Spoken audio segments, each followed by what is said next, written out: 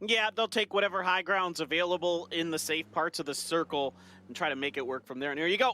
This is where things get interesting. Buriram knocks Longsker, and Nawadra is hungry. He wants to try to dive onto this. He has a pretty good read.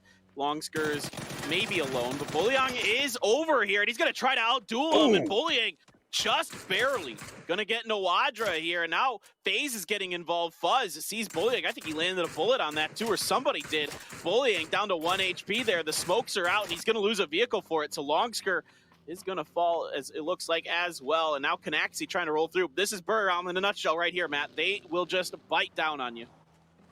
I mean, it's poking the bear whenever you mess with Buriram. They roll up into this position, feel like they can go back for this res, and Infantry is still on a little bit of damage control. 9 has a high ground approach, though, gets it down and a flush onto Edie real quick. And with that high ground positioning, that's going to make Buriram's life just that much more hazardous. Do note that FaZe is still trying to supervise this fight just a little bit, but one member for Infantry in a very pinch position. Not much can be done, but you can see not a lot of options for Buriram, as even if they were to leave this point, FaZe can shoot them from one angle, and they've got Infantry now holding the high ground, desperately trying to make sure that they can keep out anything that Buriram's trying to get started. Yeah, and this has kind of been some of the folly for Buriram. Again, they get a knock, and immediately they want to get those points. That is all they care about. It is the kill points, and if they get placement points, fantastic. But the kill points are where they want to rake that in. If Godmeow can get that grenade to go, great grenade from Godmeow, finds the knock on to Bullying. So Zhao Yang, the only one left here for Infantry. Conaxy with some smokes to work with. And like you mentioned, FaZe, in fact, Oath is driving by this, but it is going to be Buriram finishes the job at Infantry, our top team, out first. Do note at range, we're going to see Shoot to Kill that has the capabilities of taking some long range shots, but most notably, it's the closer threats. Whenever we look at Team Liquid that can take shots into that, as well as FURIA. Where's this next circle going to go? Is it going to go Yasnaya? Yes, it is. And here we go, Paper Thin. We've got ourselves an urban finish, most likely. Some form and fashion, these guys are going to have to fight it out. If you're a Fields team, it's time to send it. I hope you scouted out your approach well, because there's near on no angle that is going to be safe. The first team that looks like it's going to try to run, try to claim some type of territory in Yasnaya is going to be Team Liquid. They're rolling through, but it's going to be Shoot to Kill that has the angle of approach onto them, connecting with a couple of their shots. One already down. It's going to be Luke 12 that gets the shots on flush onto Ibiza. Now it's going to be FaZe who rolls in, finds the opportunity that Team Liquid made, as they're going to run right by Shoot to Kill and right up next to where Afreeca Freecs is positioned at. Yeah, everybody's diving in to try to find whatever compounds are available, and it is a madhouse in here, no doubt about it. 4 a.m.'s turn to try to push in. Looks like they're going to get through. Daytrade suffering quite a few losses along the way. Tianba gatekeeping the western side of Yasnaya, doing a good job of it. In fact, Daytrade just gets wiped out. SDK helping as well. So that's some early losses here for some of these teams. Looks like a member of FaZe has gone down. 4 a.m. in shambles. Their teams have been getting ripped apart. Shinboi now does have a member of Oath coming in. He comes around the corner, waits for the grenade. Really nicely done by Shinboi, using those sound cues to pick that up. Oh, multi-circle gaming. This is going to be risky. Hopefully there's some type of distraction. So many teams benefit from Liquid being the first team to send it in and being a distraction for Shoot to Kill. Loud, I think at this point, 3 different teams to really run up and get into position in Yasnaya. Multi-circle gaming do find themselves in position, but it is very close to the edge of the zone. They know what's open. They know that they can shift over to the east easily, and they're just going to get rewarded with that. Very easily moving in. All the other teams going to be stuck. You can see none of them moving just quite yet, because they know it is going to be ridiculously risky the moment that they start trying to make their move.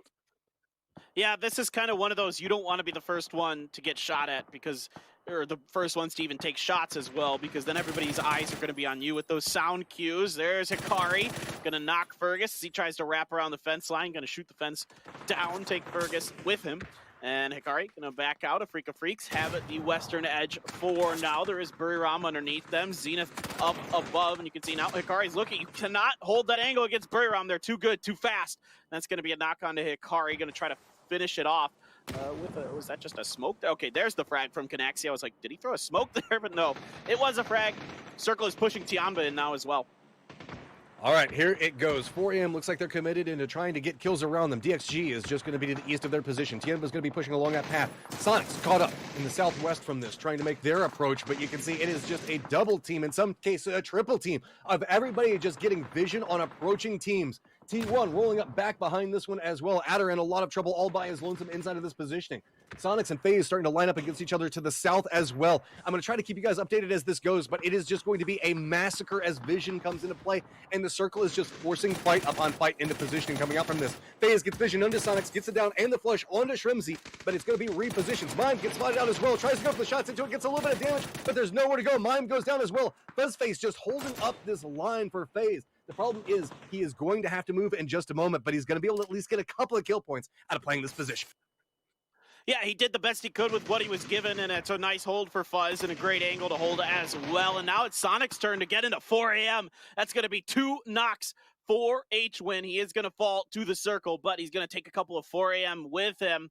Xiaolu up in front for 4 AM. I'm not sure if he's the only one left or if there's another one up ahead. It's too hard to tell on the map. It's too clustered right now. DivisionX as well, going to be on that western side, gatekeeping the remnants of this battle. Indeed, Xiaolu, the only one left for 4 AM. He's going to try to get up into this building. There's going to be immediately a molly off of the sound cues by IQ 500. Next circle, so important. Is it going to continue to shift away from Yaz, or are we going to shift back into it? No, we're going into it right towards Team Liquid. Yeah, for DXG, even though Afreeca can't see them very well from the side of Afreeca's building, they've got Zenith up above in the apartments that can look down, Buriram from below. Xiaolu knows that there is no hope. He's just going to let the blue take him in DXG's attempt here. It's going to take a lot of smokes to get through. And then you got a lot of teams that are watching. You hear a lot of fire coming through. There's not much to do. There's a funnel. Yeah, that molly's fantastic. IQ 500 going to get knocked. It's actually Shinboi from Zenith, Neil T, trying to see if he has any angles to approach. There's just nothing, Matt. It's so difficult to move forward in a position like this. DXG just, for lack of a better term, just got their asses handed to them. There was just too many angles. They couldn't watch it all, and they just got destroyed trying to walk forward. Afreeca Freecs manages to hold the line up with massive support coming up from Zenith. Zenith has separated out a little bit more. Punich repositioned to a little bit closer of a position. Now you can see the Buriram starting to eye the positioning that Zenith is playing. Know the fact that this is going to be a new team that's going to try to contest against them. There's no way in. MCG doing a good job not allowing them to get through. 7th place finish. At least it's placement points, I guess, for Gen.G. SDK, smoke wall is down. Now they got to cross. There's some of those throw balls I was talking about. Makes it hard, does some good damage. But right now, they might be able to get across. This is thick. This is soupy.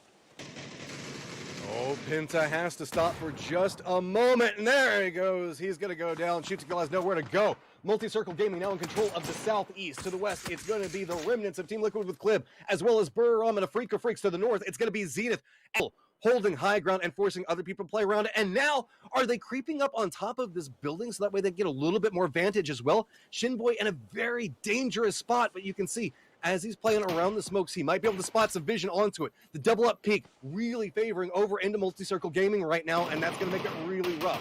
Conaxy still trying to make his push through CLIB. Afreeca Freecs off to the other side. They're so limited on options as all the vision control right now is just favoring Zenith.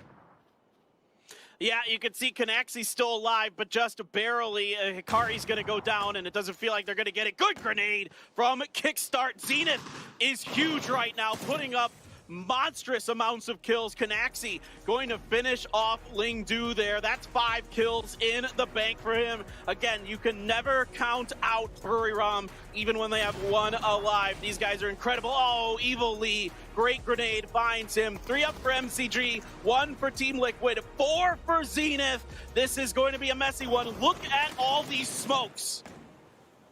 It's so hard to see in the position. Summer already spots out Shinboi, gets the down onto him, neutralizing the numbers advantage a little bit. CLIB could be the X factor inside of this position. Multi-Circle Gaming leaned right up into it, but look, Roth is in their face. Shinboi, they're trying to get the res, but no, it's not going to pay off. Now it's turning a little bit more problematic for Zenith. They're having to control too many different firing lines against them. Punich spotted out, knows where one is, gets it down onto him, but no, Zenith is eliminated, and now it's going to be Team Liquid's CLIB, the last one up, crawling his way into this. Can he turn this around for Team Liquid? Somehow, looking through spots out, and yes, he does!